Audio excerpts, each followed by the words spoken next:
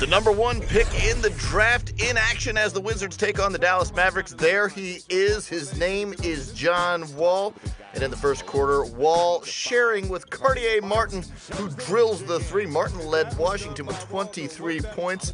Second quarter action. Look at Dominique Jones get in the passing lane. He gets the steal.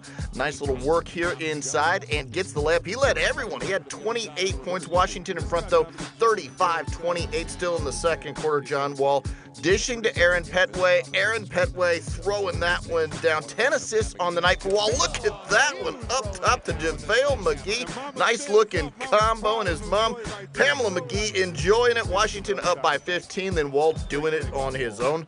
Little reverse there. He had 21, shot just 4 of 19. How about Jeremy Lin, the kid out of Harvard? Looked real good going up against John Wall, not afraid at all. Later in the fourth, Jerome Randall passes to Lester Hudson for the triple. Washington up by a dozen at that point. They win it by a half dozen. Final score 88-82. The Wizards still unbeaten. John Wall's numbers: 21 points, 10 assists, and 7 rebounds.